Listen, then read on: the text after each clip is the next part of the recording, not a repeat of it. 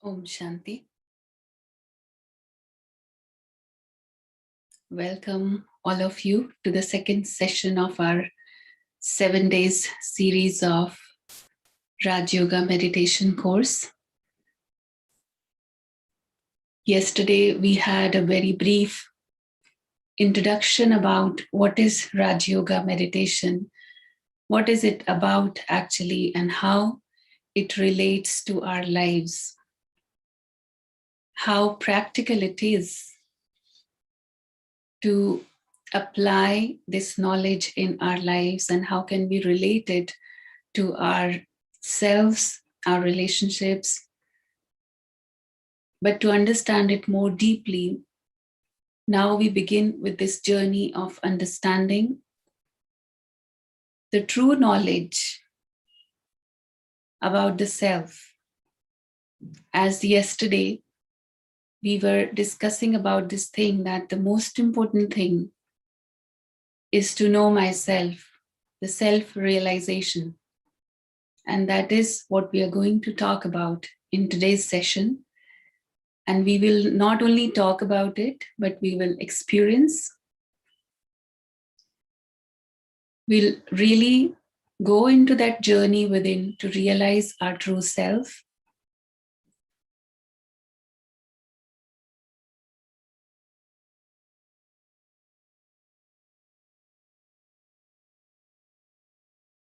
So as we begin with,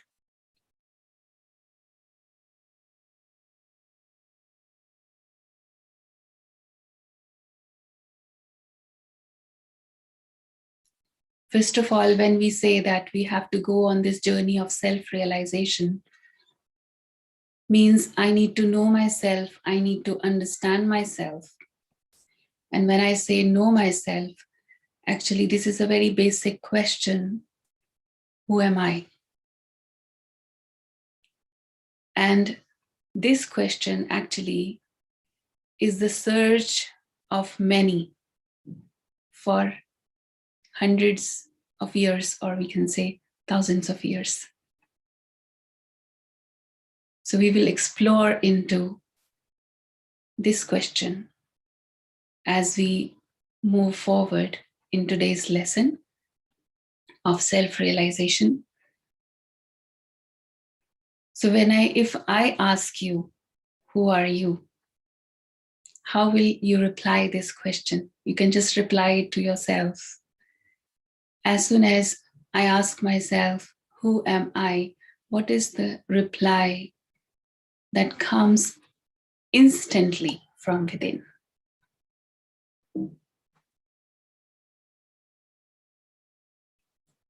So let me ask myself, what is my original identity? Do I really know who am I? Because when we talk about this question, simply somebody asks you about your introduction, you are being asked to introduce yourself in front of anyone, any new person you're meeting. How would you introduce yourself? Normally, we identify ourselves with our name, our nationality. I will tell I'm so and so. I'll tell I'm Indian or American or something else. I tell I'm a teacher or a doctor or engineer or a sports person. So I'm telling my identity. Just think about it, reflect on this, because this is a very important question, and this is the foundation of Rajyoga meditation, which we are going to not only understand, but going to make it a part of life, a way of life. So this question has to be reflected upon very, very deeply and sincerely. Or I'm telling my qualification to someone that I am so and so. This is my qualification. This is my religion. I'm a male or I'm a female. Now, all these identities, when we are defining ourselves with, just let me go deeper into this question and ask myself, any one of these, all these which I'm defining as my labels, my identities, any one of these identities, is there anything which I brought with me when I was born? Was I born with my name, with a label of nationality or a position or a qualification? Even name, I didn't bring with me. Somebody has given me this name here. Maybe my parents or my grandparents or someone else decided my name. And maybe at later stages, I didn't really like my name and I changed my name. So if I changed my name, my identity is changed? No, I am the same. I am the same person, and I was same. I was there even before my name. I was there even before the qualification I acquired, which I am having today. I was there even before that. So let me ask myself, if I remove all these identity labels, the labels that were given to me by this world, that were given to me by someone else, and I've also started identifying myself with these labels, then once again, I ask myself, who am I? What is my real self, that original self that existed even before all these labels, and it will continue to exist even if all these labels and identities are taken away from me. Now, what is that identity? That is the question that has to be answered.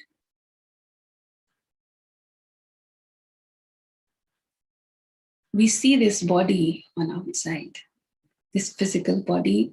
When I look into the mirror, I see myself as this body of flesh and bones made of 5 elements: fire, earth, air, water, space. All these things are making this body. But who am I? Now let us go into this question a little more deeply.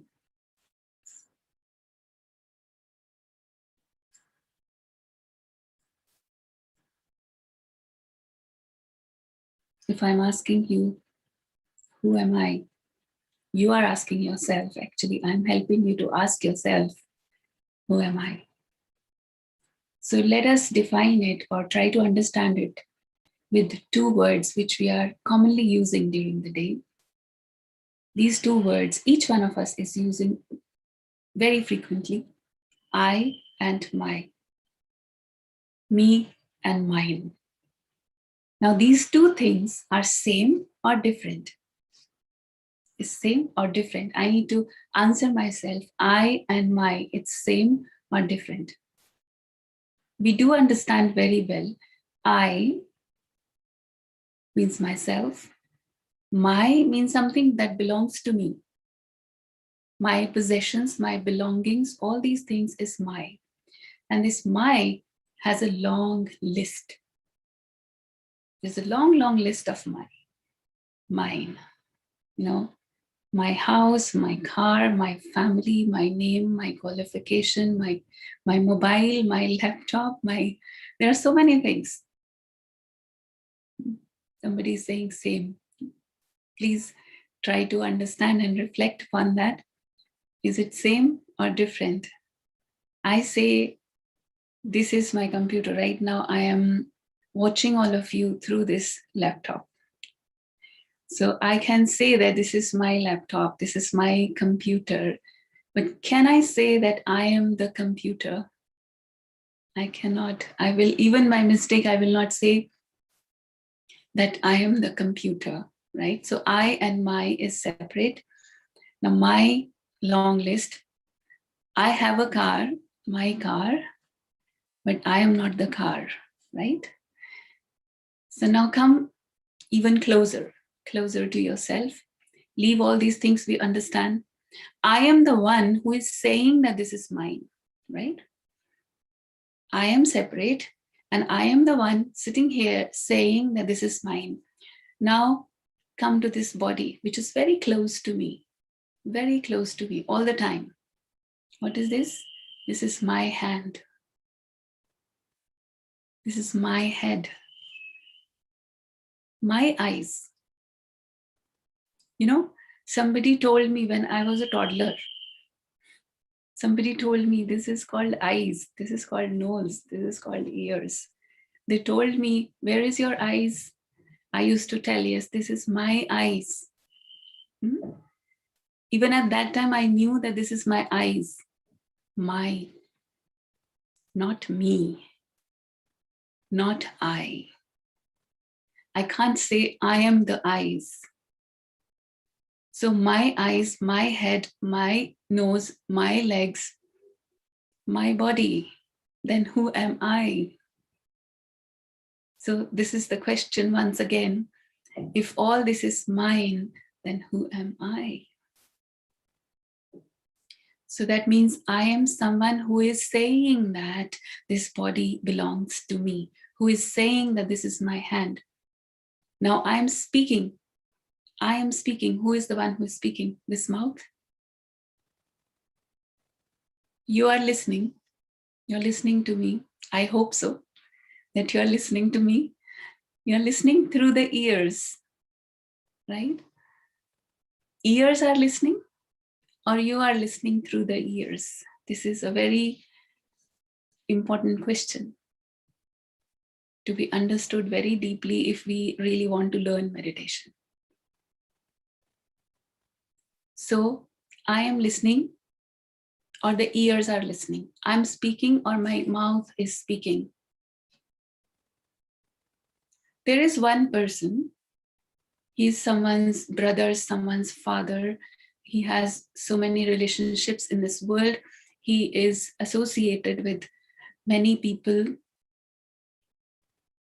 And unfortunately, something happens and he passed away. After that, that body is lying there. Now nobody is coming to say that this is my father. Father passed away. They will say, he's gone, he's gone. Who has gone? Body is still lying there. Who has gone? Who has left? Who is there to rest in peace? There was someone else who was actually with whom I had the relation, with whom I was feeling the connection. And this body, even if the body is there, I was so much attached to this person. Few hours ago, I was so much attached to this person. And now I'm in a hurry. Please take away this body. I need to arrange as soon as possible. Take away this body. I can't keep it. So what was that? That is life. That is soul. The one who is speaking right now, which is missing in that body, even though it has ears, it has mouth, it has eyes in that body also. But it can't speak, can't see. It cannot listen. Whatever you speak, you cry, you scream, it can't listen. So right now when I say that I am speaking, who said that? I said that. And who is the one who is saying that? That is the energy. I am the life. I am the soul who is speaking through this body. This is the very foundation of Rajyoga meditation experience, that I identify myself as a soul in my real original self. So you are the soul, the conscient point of light, which is present between hypothalamus and pituitary gland. Simply we can say here, in the middle of the forehead, center of the forehead.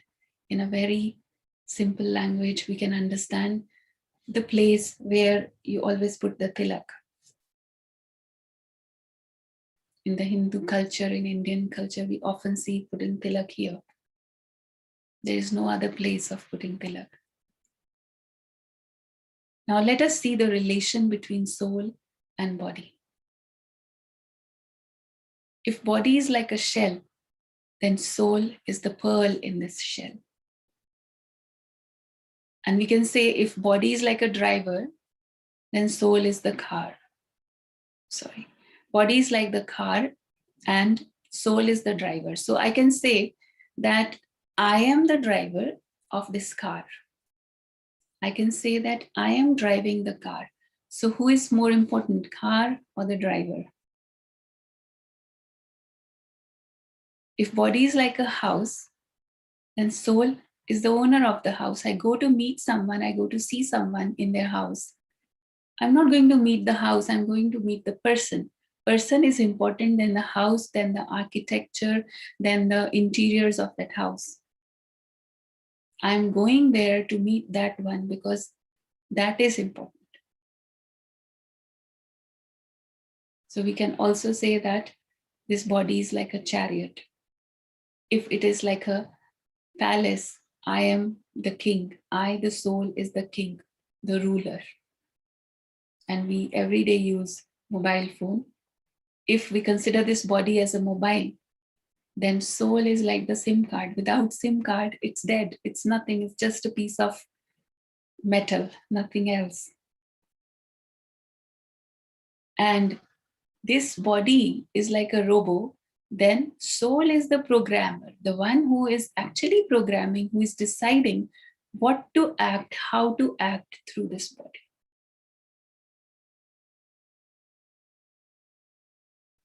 So this is the important thing to be understood and to be realized, that I am the one separate from this body.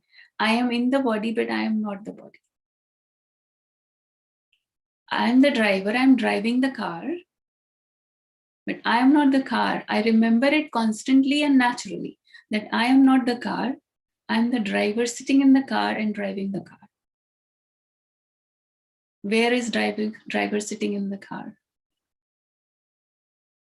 Driver can sit at the back seat and drive the car? Cannot. Why? Because the controlling panel is at the front.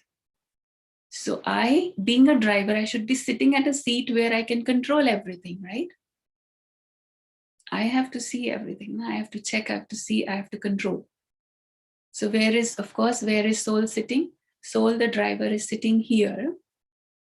Medical science would say brain is controlling the body. Brain is deciding the things. But who is controlling the brain? After the soul leaves this body, brain is still there. It cannot sense anything. Brain is there. You cut the body, you burn the body, you do anything to this body. Nothing happens. There is no reaction. There is no sense in the body. There are sense organs, but it can't sense anything. So this is a question. Actually, it's very simple. Answer is very simple. That I am not this. This is not my identity. We can also say it's like my costume. I am wearing this costume. I am not the costume. Right now, wherever you are sitting, hopefully all are sitting indoors. So you are sitting in a room. You are in the room. You are not the room. You can't say unknowingly or by mistake, if somebody asks you, you cannot attach yourself to the room, your identity, you can't attach to the room, that I am the room. You know very well that you are inside the room, but you are not the room itself. Right? So the same thing is here. Here, in this house, I am the owner. I'm sitting in my room here. This is my room. This is my place, my seat here. I'm sitting here, but I am not this room. And when I realize that, then I become the master. Then I become the Raja, because I am the ruler of this kingdom. If I get attached to this, I am not the ruler anymore. I become the slave. So this becoming soul conscious, understanding the self is very, very important to realize my true identity.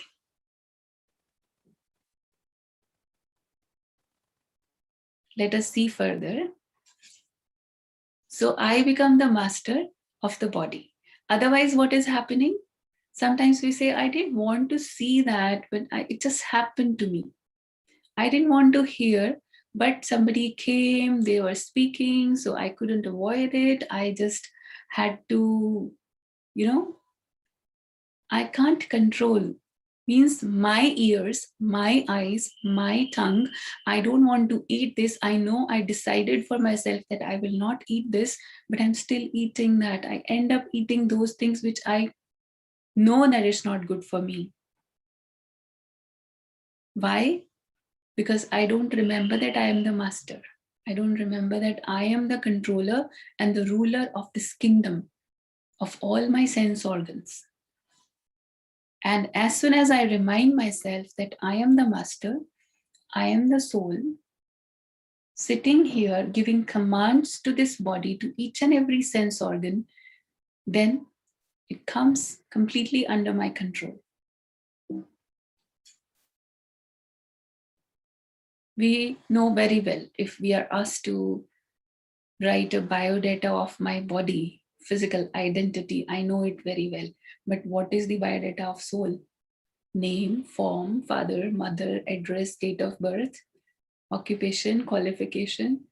What is the specific identification?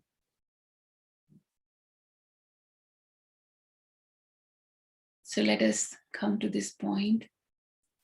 It's very, very important.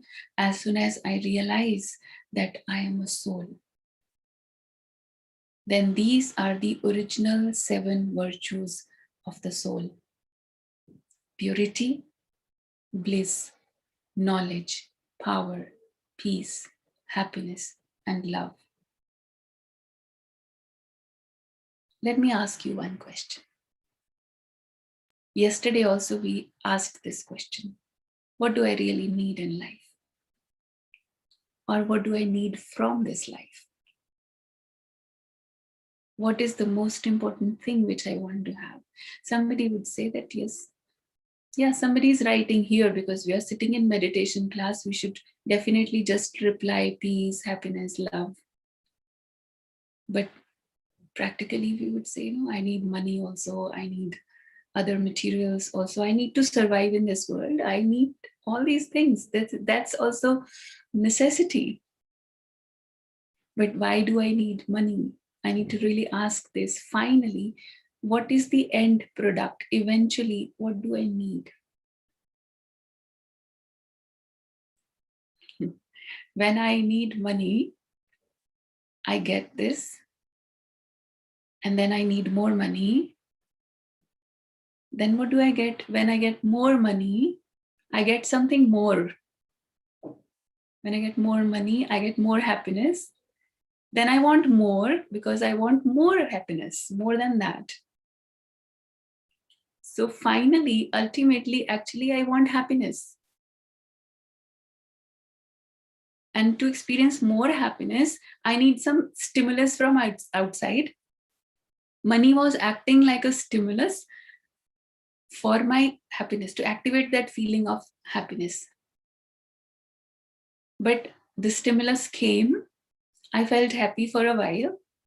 And after that, it's like normal because this much I have for a long time. Then now I need something else, some excitement, something new, so that I can again feel happy. So for that, I'm always looking for something from outside. But here we understand that actually it's not outside, it is inside. Don't take these words in a very casual way. This is the fact of life. This is the fact of life. No matter how much I chase for things outside, I'm not going to get that permanent happiness because temporary things cannot give me permanent happiness. So we've come back to the reality in the first lesson of Rajyoga itself that I, the soul, inside having the treasure store of all these virtues. Like body is made of 5 elements, soul we can say is made of 7 virtues. I just don't remember that. I just don't remember that. So I have to just remind myself. So what are we doing here? We are reminding ourselves. So we will have a 5 minutes experience first, then we will go further. Okay? So let us just now, whatever we were discussing and listening, let us go into that inner journey of experiencing this true self, the true identity, who I really am.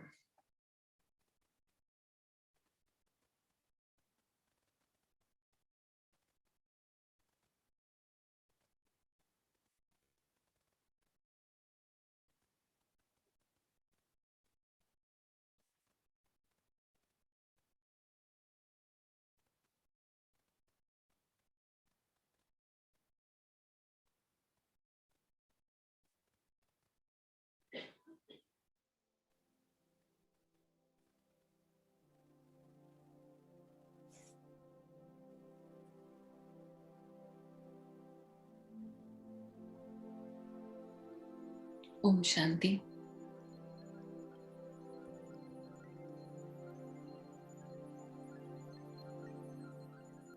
Let me sit comfortably.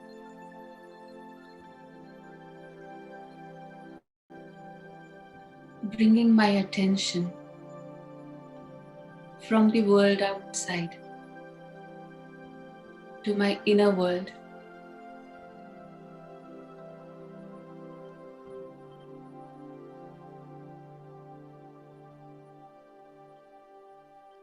Let me ask myself a simple question.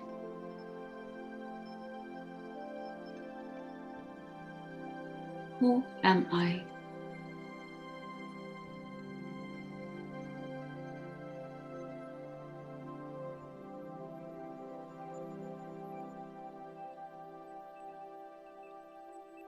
Am I this name?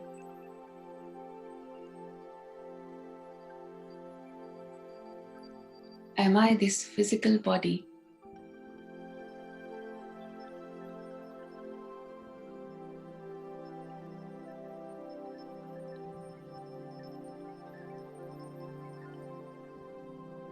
My profession, my qualification.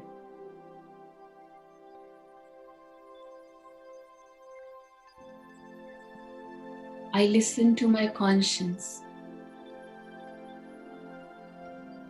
to receive this reply.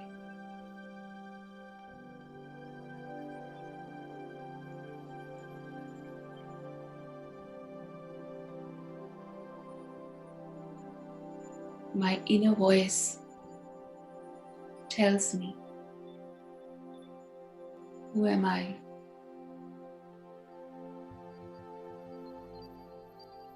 I am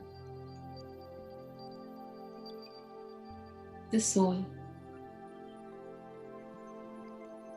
the life energy.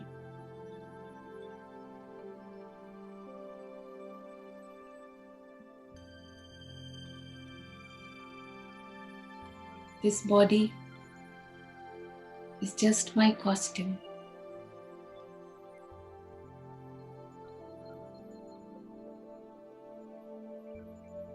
Through this costume, I play a variety of roles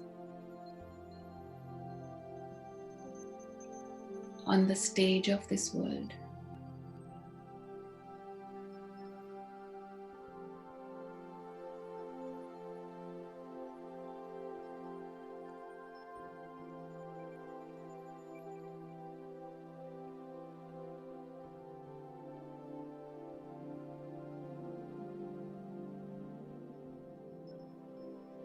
So in this moment of self-introspection,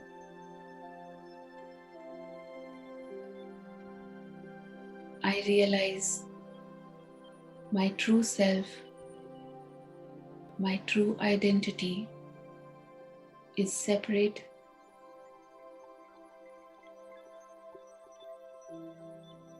from the labels outside. I am a point of light.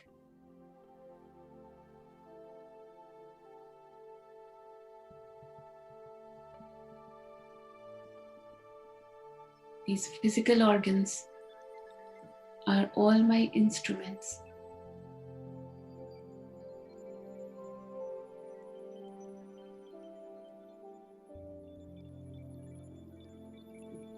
I am the master.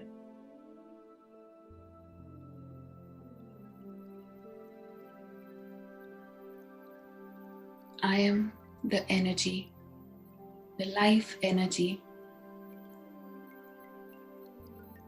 I see through these eyes.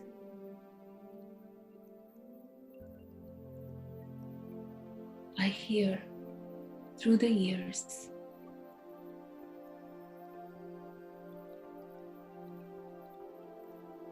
I speak through this mouth.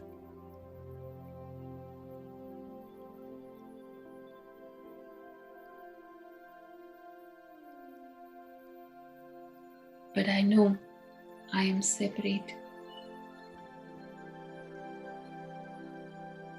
I am just a point of light,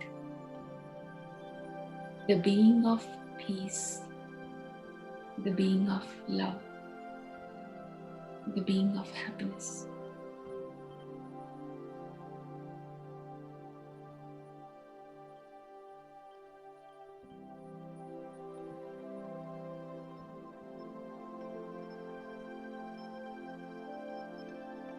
Now, being in this conscience, I come back, keeping this awareness of being a point of light in the middle of the forehead. I keep my eyes open and see through the eyes.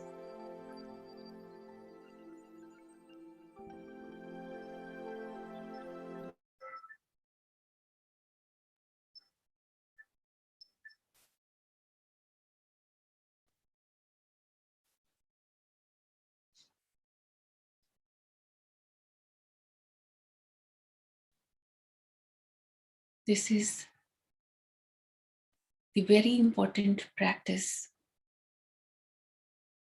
to realize myself and then keeping myself in that awareness of who I really am.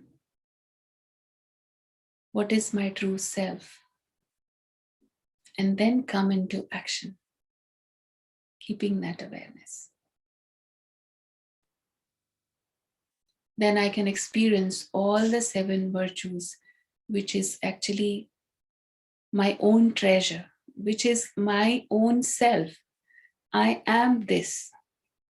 I was this. I am this. I will be this forever. Even if the outside things, external things are changing, but I will remain the same. Now, what is happening is, now some people ask this question also, that if I am peace, I am love, I am happiness, and that is my true self, then why anger, hatred, jealousy? From where all these things coming? Answer is very simple.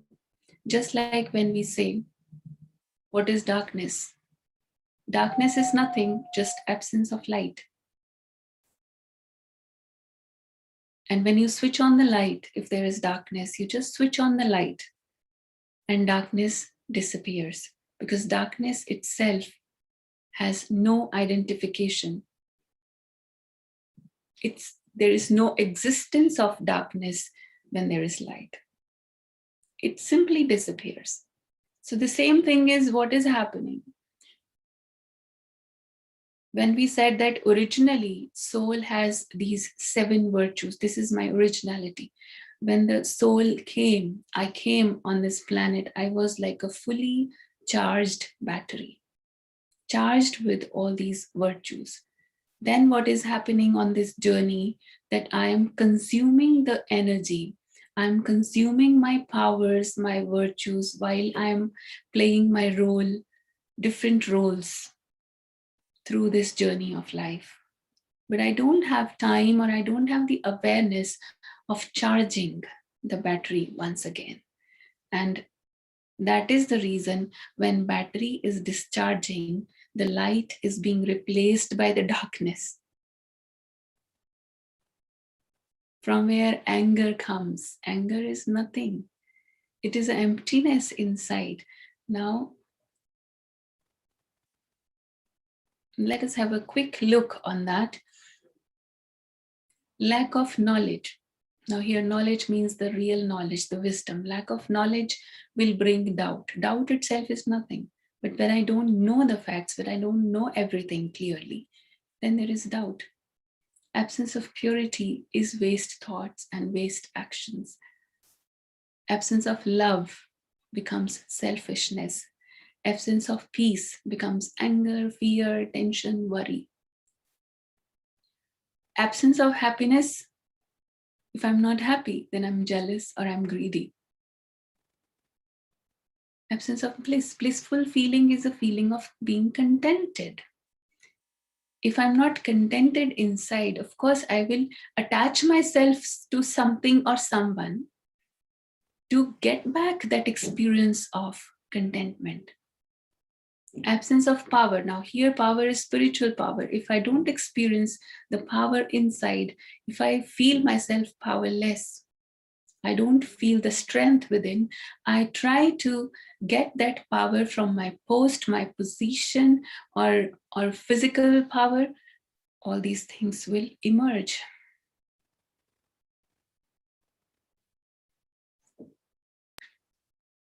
So that is the truth. But we understand the root cause, then what we need to do? I just need to switch on the light. I don't need to work separately on anger, on greed, on attachment, fear, worry, stress. I don't need to work on that. I just need to bring in light. I just need to bring in that positive energy to emerge, to explore and emerge the original virtues, the 7 virtues. As soon as I get back that, I can experience that, all other problems are solved. Because that was just absence of light. Now let us understand how, when we say that soul is the driver and this body is like a car, but how there is inner mechanism inside the soul, how is it actually working? So let us understand this. There are 3 faculties of the soul: mind, intellect, and impressions, or we call it sanskars. Many of you, those who understand Hindi, they know what is sanskar. Sanskar is a set of habits, nature, personality traits. So mind, intellect, and sanskars. We will have a quick look or understanding about these 3 faculties, how it is functioning inside. First is mind. Mind is the creator of thoughts.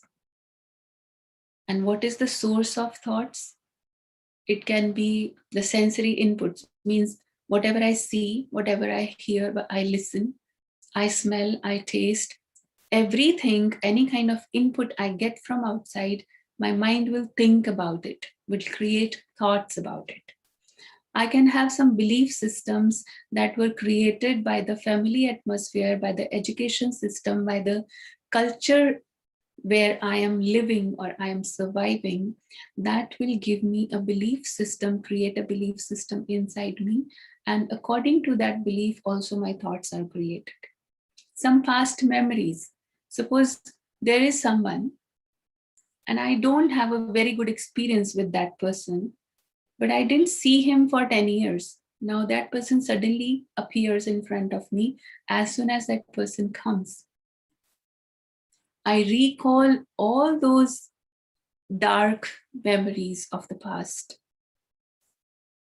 And when I recall all those things, of course, my mind will start creating those kind of thoughts. And then there is creativity. We can create thoughts. We do create. Mind is very creative. We can actually think of anything. We can imagine anything. That's how innovations and discoveries happen, because we are very creative. That's how so many beautiful art pieces are created in this world, because of that creativity. So there are different source of thoughts, but then there is further classification, different kinds of thoughts. Let us see. First is positive thoughts. We understand. Negative thoughts, something which is not very good. Then waste thoughts. Waste thoughts is neither positive nor it is negative, but it's just waste. It's not required, unnecessary. We started thinking of someone or something and we just keep thinking about it, and there's no use of thinking that. Then there is necessary thoughts. This necessary thought also is not, it might not be very positive, but it's not negative also. Like, now vegetable is finished. I don't have any vegetable in my fridge. I have to go to buy a vegetable. It's neither positive nor it is negative. It's just necessary thought. So we have all these 4 kinds of thoughts usually we can classify. But after that, now next question is, so many thoughts. We know how many thoughts are coming in our minds in one day or in 1 minute. How many things you can think or imagine in 1 minute? There can be like 20, 30, 50 things I can think about in 1 minute. But can I do everything? No. So I need to filter that, right? Who is going to filter that? Yeah, approximately 50. Okay, everyone will have a different number. Somebody 20, somebody 30, somebody 50. It depends. If you are in stress, then it can be even 80, because the speed of thoughts is very fast at that time. When we are in fear, it's very fast. So, but then the next question is that how to choose. 10 things I'm thinking in 1 minute, and I have to choose. Who is going to choose that? Have you sometimes experienced that there is a dialogue inside? I should do this or I should do that.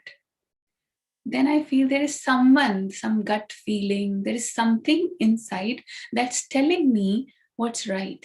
What should I do actually? What should I choose out of all these options my mind is giving to me? Do you experience that sometimes, that inside I have that kind of inner voice that is telling me? What is that? That is the second faculty of the soul.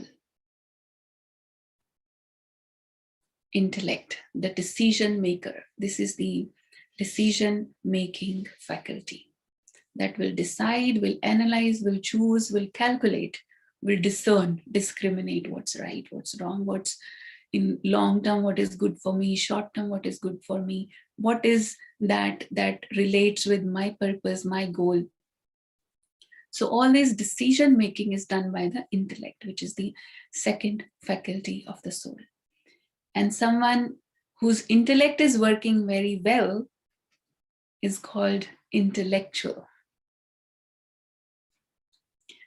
And then the third thing is, now here you see the dialogue of mind and intellect. If mind is like a horse, then intellect is the horse rider. Now, horse rider needs knowledge. of destination, one thing. Second thing, it also needs the power, the strength to control the horse. Otherwise, difficult to manage this mind because it's running like a horse. Now, when the intellect is deciding, choosing something, one thought out of so many thoughts, then that thought comes into action. And that action, when I repeat a similar kind of action again and again and again, it becomes my habit. And habit goes deeper into the subconscious and it becomes sanskar. It is registered on the soul. It is recorded as an impression on the soul, imprinted inside. And not only in the superficial memories, but it is something so deep that even if the soul leaves the body, this sanskar will go with the soul to the next birth also. And we have seen the examples of that. We can experience that in our own life also. Sometimes we observe some kids. And people would say that when they say something very unusual, some kind of habit, very unusual, and which is not visible in any of the family member of that child, neither in the parents, not in the grandparents, not in anyone else. But you see that this child is so unique and so different from others, from where this sanskar is coming. Because soul is eternal, soul never dies. It's imperishable, immortal. So soul is carrying the sanskar, the impressions of the actions with carrying forward to the next life. So how much I need to be careful about it? What I think, what I decide to do, to bring into action, because every thought is not being translated into action. Some thought, they just remain as thoughts. They never become action. They never become karma. But what am I choosing is really deciding my destiny. Because that is what I'm performing. Today, you see, I suppose I tell you that for meditation, you can try if you wake up early morning. Early morning can be a different definition for everyone. Some people, for them, whenever you wake up at 4, it's good morning. When you wake up at 7, it's good morning. You wake up at 10 also is good morning. So everyone says good morning, but depends when is your good morning. If I suggest you and I convince you completely that you should wake up before 5 in the morning, and you are really convinced by the logic I have given you, I'm just giving an example to you. But yes, I do suggest everyone that if you can wake up at that time is good. So suppose you wake up, you decide, after listening to the class, you decided that yes, tomorrow definitely I am going to wake up at 4 or 4:30 before 5. So you go back after the class and first thing you do is you set the alarm clock, 4:30. By this time, everything is fine. But when early morning 4:30 alarm clock rings, what happens? If someone who is used to waking up at 7 or 7:30 or 8, something like that, and today it's 4:30, what is the dialogue inside? We know what is happening. Yes, we just snooze the alarm. That's right. That is what most of us do. But what is happening inside? Why did I take this action? How and who decided? I was the one that was my choice to decide that yes, I want to wake up. I decide, I take the action also. I use the alarm clock. And then I am the same person who is deciding in the morning not to wake up. 10 minutes more, 20 minutes more, half an hour more. It's a long day. It's going to be so hectic during the day. So I need to sleep more. I want to wake up early. There's a dialogue inside that time. I want, but I will start soon, not today. I will start it later. This is something happening with most of us. Mind is saying something else. Mind is influenced by my old habits and sanskars, because it's a long ago this habit has been made by repeated actions. Same kind of actions is being repeated every day. And now here is the question of creating a new habit. So I have to challenge my old habits. And this is possible only with meditation. We are understanding the mechanism. We do understand the dialogue. We understand what is right and what is wrong. But the next step is getting the power through meditation. Because what will happen with meditation? Intellect, the one who has to decide. Because at that time, who is deciding to snooze the alarm? Who is the one who's deciding? Intellect. And who is convincing the intellect to decide that, to choose that? The same intellect who was choosing, yes, deciding, yes, I want to wake up. Same intellect in the morning is being influenced by something. And that something is not outside. Outside is the alarm at that time, but my inside voice, which is influenced by my old habits.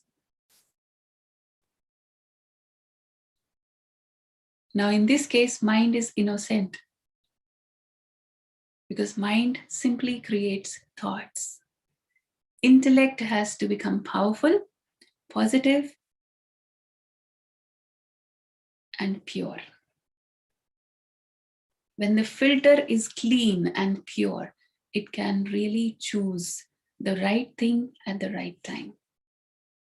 Otherwise, this is the main problem in many people's life, that I can't decide the things at right time. Sometimes we make right choices, but very late. So choosing the right thing at the right time is very important. And for that, meditation is empowering my intellect to make right decisions. And then accordingly, it is imprinted on the soul in the form of sanskars or impressions. So there are different kinds of sanskars. There are sanskars of past birth, as we discussed. There are sanskars that we get from our parents. We get from the company where we remain. That's why it is called, a man is known by the company he keeps. Present time sanskar, because at present moment also what I choose, how I use my intellect to choose, to make the choices out of so many thoughts, that also creates my sanskars. And then there are some eternal sanskars, eternal impressions on the soul. That is the 7 virtues of the soul, which is my original pure sanskar, my true self, my true identity. And how is it visible? It's visible in the form of habits, my nature. Usually we say my nature is like that. I am like this. I am a person like this.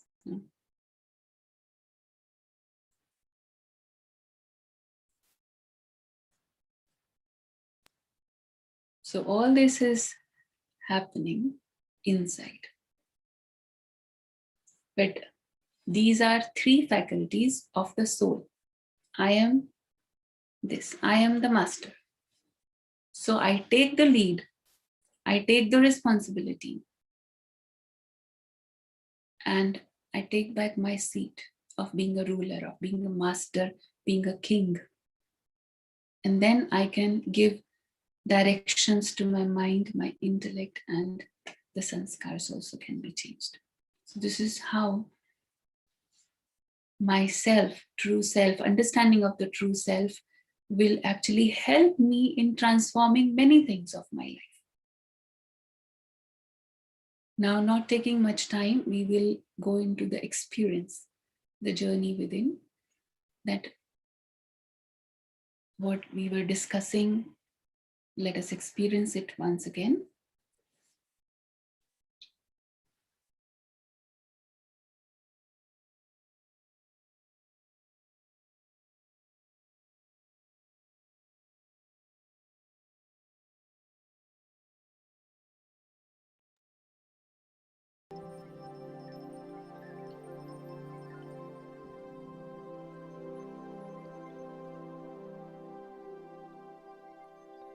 Om Shanti. Let me sit comfortably.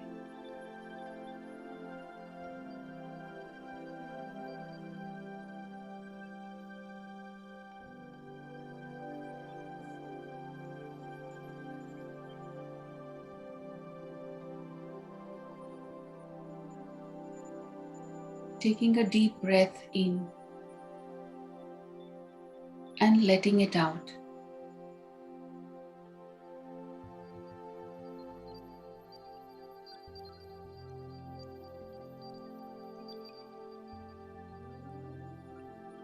I relax myself.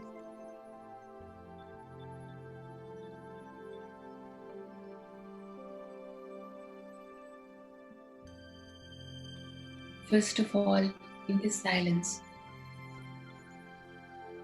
I simply observe my mind.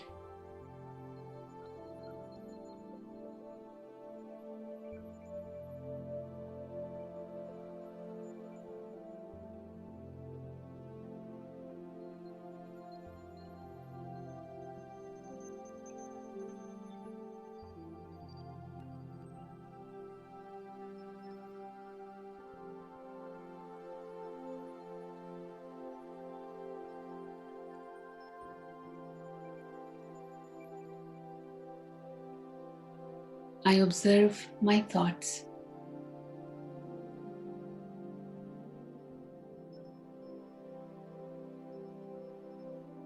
I, the soul, the shining star in the center of my forehead.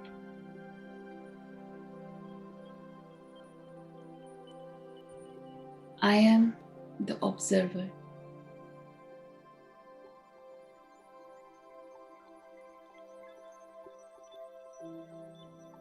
First, I simply observe without judgment.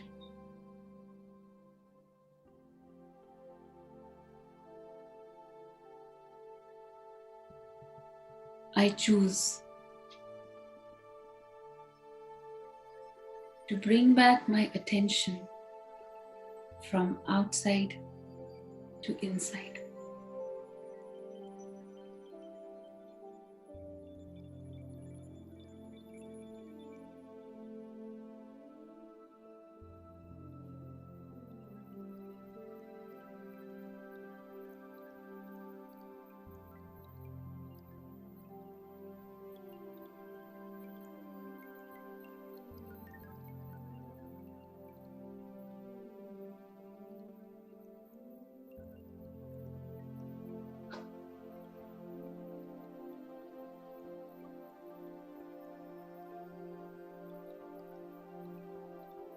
I am the master.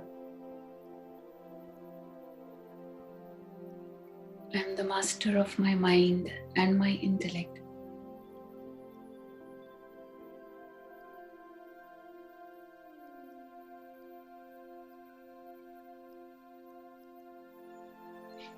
I can choose my thoughts. I can decide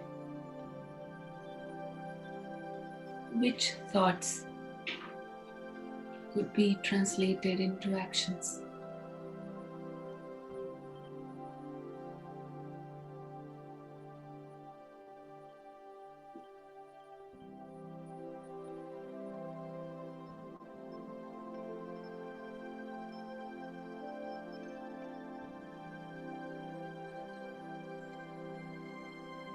Stabilize myself in my seat of self-realization.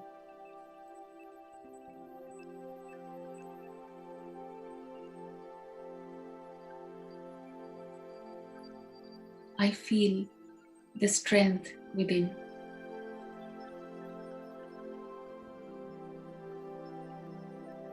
I experience the power to choose.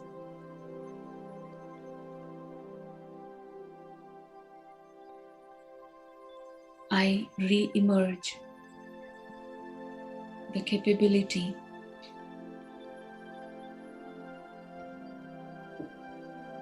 to take decisions.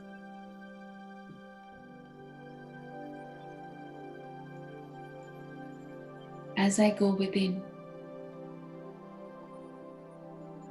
I see my true self, so pure, so peaceful.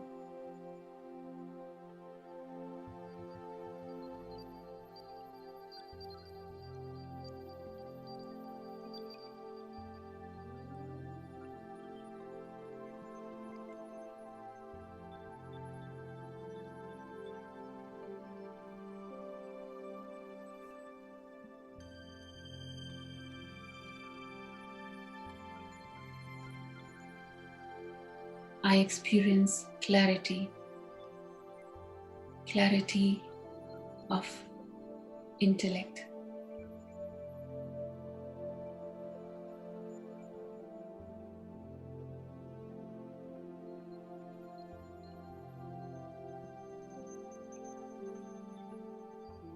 All the confusions, doubts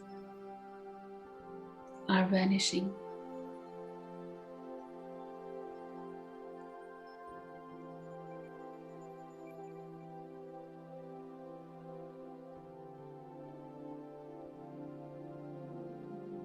I become the master of myself.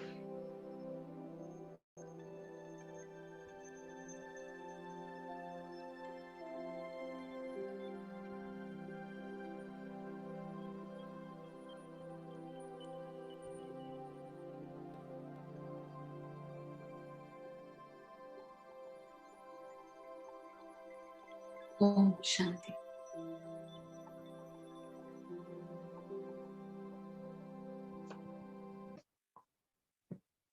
Didi, may I take queries related to today's session?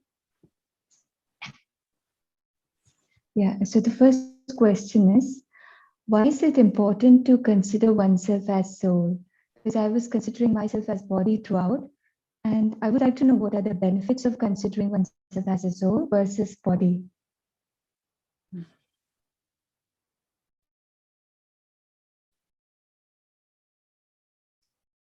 Wait a minute.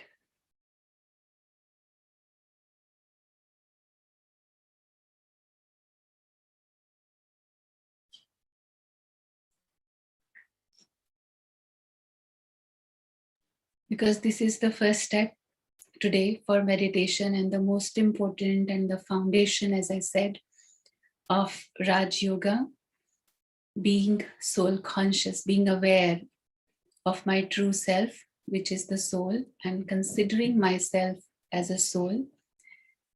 It's not only considering myself as a soul, but it is the reality that I am a soul. I am reminding myself that I am a soul. So it's about shifting your awareness from body conscious to soul conscious. So let us have a look.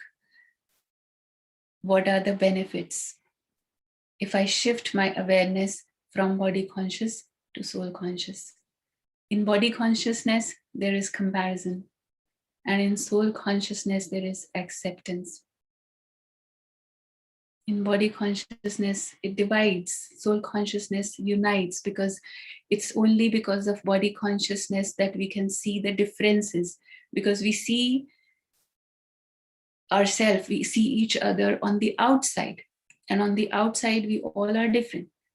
But when we see the inside, I, the soul, I'm talking to you as a soul, then it unites, it actually removes, it vanishes all the boundaries of color, of religion, of nationality, of gender, everything which was dividing us on the basis of body consciousness. In body consciousness, I am a slave of my desires.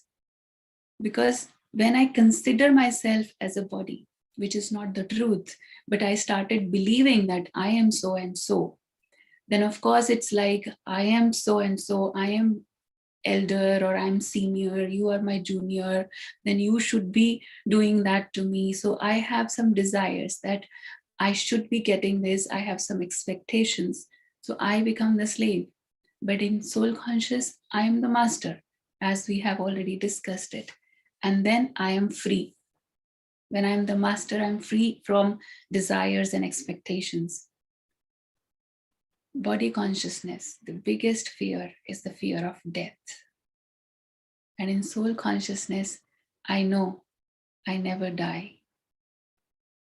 I know I am eternal. I know I am immortal. So there is no fear. Okay. The next question is, while staying at home or while working, or if I'm a student, it seems a bit difficult to remain in the awareness that I'm a soul. I'm sorry, I couldn't hear you in the beginning.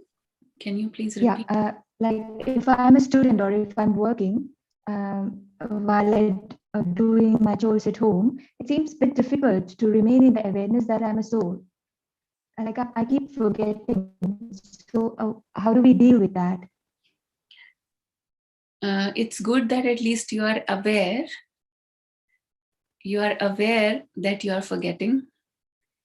Because if you are aware that you're forgetting, then you will try to remember and recall next time. And it is very practical question, and you should not be feeling that it is something abnormal, because see, even in only in one life, if you see from the childhood, what we were taught that you are so and so. I was a small child, little child, and I was shown the mirror and I was told that this is you, this is you, this is you, 1,000 times. 10,000 times I was told, this is your name, this is your name, this is your name. And when I started believing it and I started living with that, and now after so many years, somebody comes and tells me, you are not this. Of course, it will take some time. So allow yourself to take some time to practice this. But more you practice, less you will be forgetful about this. Now, if you can remember that I am a soul even only once or twice a day, maybe tomorrow it will be 5 times a day, and then it will, this awareness keeps on increasing, and that joy comes back. It keeps on increasing. So it's a matter of practice. So you just remember how many times I have practiced that I am this body. How many times I was told, you are Sapna, you are Sapna. I used to say, I'm Sapna, I'm Sapna, I'm Sapna. I mean, I'm not. This is my name. I'm not this. Okay. The next question is how to use all the 7 innate qualities of the soul in the mechanical manner in a day? Like, how do you use it practically? When you are aware that this is my quality and this is me, then it is natural that it will come into practice. It will come into my action. When I am aware, I am peaceful. I'm peaceful and I'm fully aware. Suppose I'm fully aware, I'm peaceful. And then, of course, different situations will come during the day. Somebody comes and starts shouting at me without any reason. I don't even know what is my mistake, and they're just shouting at me. But if I am really experiencing, just before that, I'm experiencing, I'm peaceful soul. I'm calm, I'm peace. This is my true self. Now, even if this situation is happening, but this awareness will help me to keep my calm. Normally, people will give you the tips. When somebody is angry, you should keep quiet, you should not react, you should not do that. That is superficial, but this will become practical when I'm soul conscious, when I am aware that I'm peaceful soul. Okay. So the next question is, how can one be patient? How can one remain patient in this situation when it's totally against us? It's only when the situation is against you, then you have to be patient. If everything is going according to me and everyone is working the way I want them to work, there's no question of patience there. The question comes only when things are not my way. And that is where this is a test. Because right now you are studying. we are studying, right? And study is not complete without a test. When I am understanding and I tell myself that, yes, I am understanding. While listening, I feel, yes, now I realize, now I know. But how do you really know that you know? When the situation comes. That is the time to practice. That is also a time of checking. You know, sometimes it will happen that I tried, I could keep my patience for a while, but later on I just lost it and I just reacted. And later on, then I regret that I should not be doing that.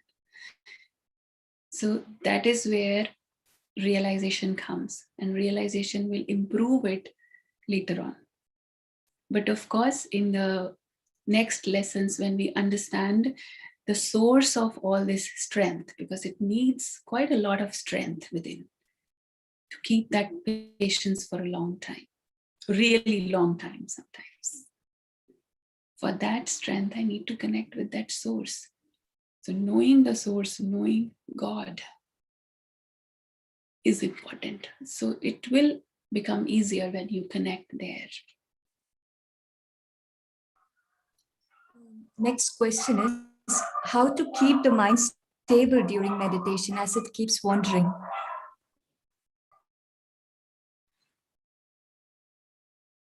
Mind is used to wander around for a long, long time. It's like a child.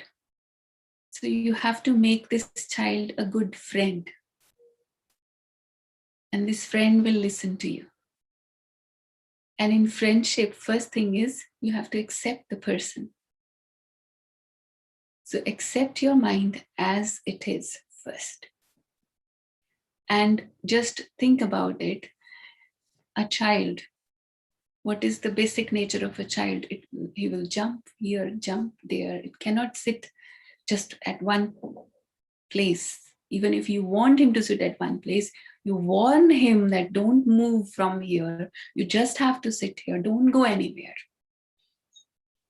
And when you especially say don't go anywhere, what will he do? He will definitely go.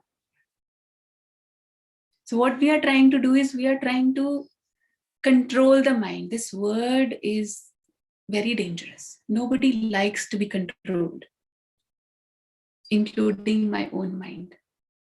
It doesn't like to be controlled. So when I say that I want to control my mind, it's running away, it's wandering, I want to control, it doesn't feel good. So instead of controlling and trying to stop some particular kind of thoughts which I don't like, instead of doing that, I give a positive direction to my thoughts. I give some homework every day to my mind. Today, I will experience this. Today, I'm going to think about this. Today, I'm going to reflect on this point of knowledge. So I give some task so that it is busy.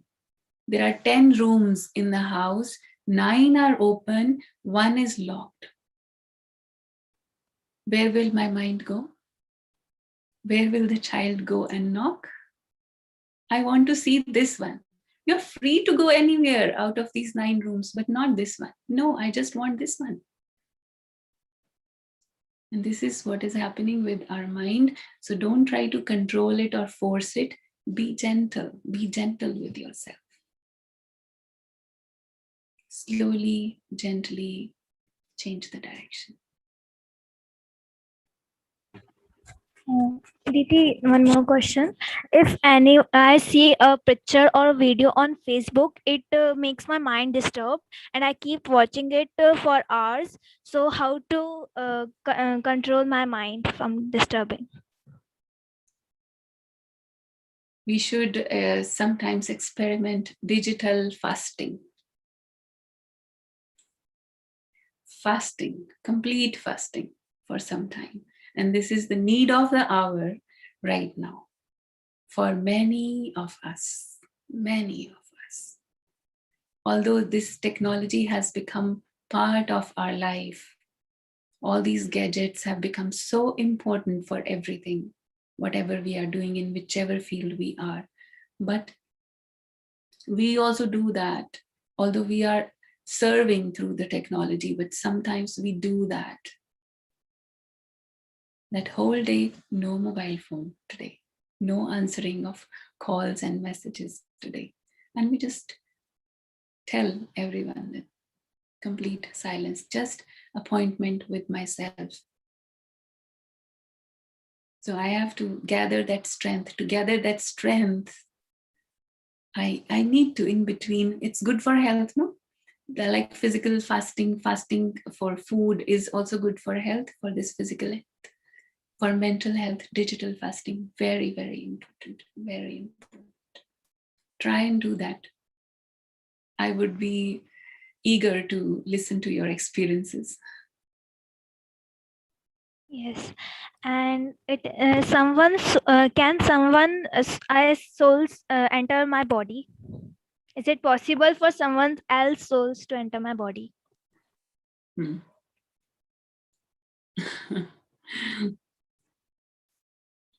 Actually, ideally, one body has only one soul. It's not easy to keep two souls in one body. One car, only one driver. There cannot be another driver in the car. But actually, things like that, I know why you're asking this question. Maybe you have experienced or heard about something like that happened to someone else, and some people are very scared of the ghost or the evil souls or these kind of things. I would just say one thing. Even if there is something like that that exists, if I just keep myself positive, I am always protected from these kind of things. We don't really need to go into this subject, at least not at this point of time. I think when you understand more the journey of the souls, you understand more about karma in the future lessons, then there will be more clarity about this subject. But only one suggestion I want to give, that you yourself are so positive, originally so pure and peaceful, that actually these things don't really matter. Yes, and please tell us how to control mood swings. Become the master. Become your own master, take your own responsibility. When your moods are depending on someone else, something outside, an outside world is swinging. So your moods are also swinging. That is the main reason. My mood should be my choice. Mood is nothing, just keep it aside. I just stay in my self-awareness, awareness of my original qualities and virtues of being peaceful, being loveful, being happy, being joyful, and share the same with others without any expectations. Then nobody can control my moods. You can be ever happy, ever joyful, ever loveful and peaceful. And Didi, last question for today. My husband passed away last year. I would like to know if his soul is all right. I have been reading books to call his soul back to ask if he's all right. I want to know if he's all right. Is it ethical? Will it work?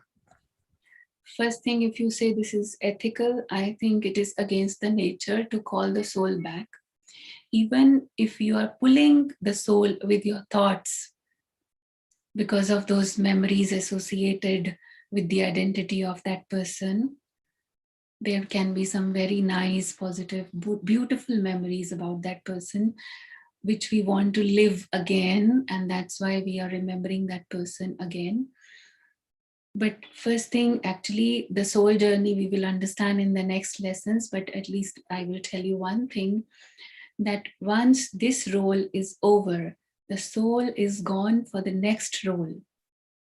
And if I am still pulling that soul in my thoughts, in my memories, because actually I'm attached to that physical appearance of that person, and that physical appearance is gone, is finished, body is no more there, soul still exists, and that soul is playing another role with another parents, another family, and different relations now.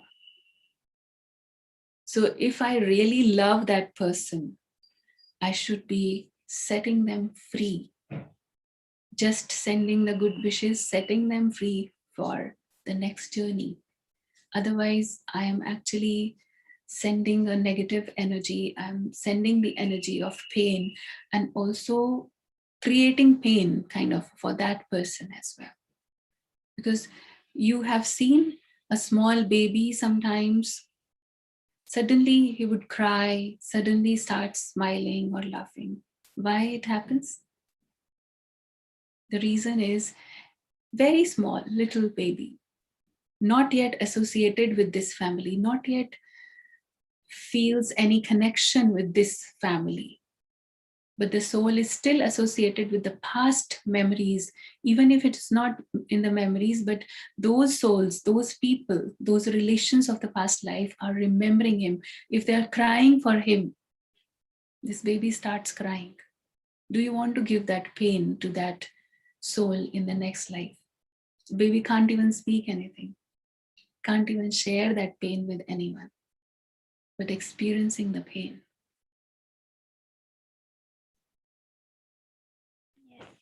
And Didi, there are some more questions. Initially, while meditating early morning, then do I need to repeat what you are suggesting to myself as a soul? Can I hear some background commentary as a beginner? Yes, definitely some commentaries would be helpful for beginners, those who are very new to this journey of meditation. And for some time, you can take help of that commentary. I think this is available, this recording is also available on the YouTube, and there are a lot of other stuff on Brahma Kumari's websites and YouTube channels. And I think that team can help to share some other commentaries also that can be helpful for you as a beginner. Sanskars are being carried forward, then how to analyze what have been carried forward, what I earned in this life, and what next to be done to take it more towards positivity, how to use inner power to analyze, to recall, to take corrective actions. Okay, I think no need to analyze too much that which sanskar is from the past life, which sanskar is I created in this life. But from now, what kind of actions I'm choosing to perform, what kind of words I speak, I choose to speak, that I can decide, that I can mindfully, thoughtfully decide. Because this is going to create my future destiny. This is what I'm definitely going to carry with me. Okay, forget about the next life first. First, think about this life. In this life, also, whatever habits I'm creating now, if I'm repeating some particular kind of actions from now also, it will create a new sanskar. And even if I carried some sanskar from the past life, which was not good, because there can be some good sanskars I carried with me, there can be something which is not very positive, but I can change it now, because that was also created by that inner mechanism. When the thoughts of the mind pass through the intellect, then it comes into action. The same way I can create new, and I can change the past sanskars as well. But of course, I have to challenge. I have to challenge my past deep-rooted impressions, because it is constantly affecting, influencing my intellect, my decision-making, my choices. Okay, Didi. One final question is there. When I have worries, how can I be peaceful? you can just practice peace, worry will be released. Both cannot stay together. And worry is usually about the future. In the coming lessons, we will understand the cycle of time. When we understand the cycle of time, that releases us from worries.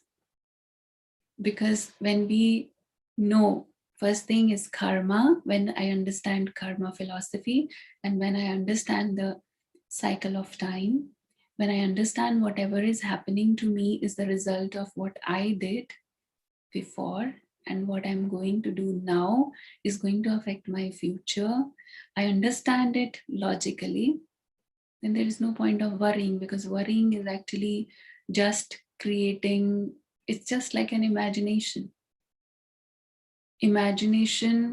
of a negative future, which has not happened yet, but it is happening in just my mind. So when I just create peaceful thoughts, there is no place for worries. And one thing which is very important, which helps a lot, is faith.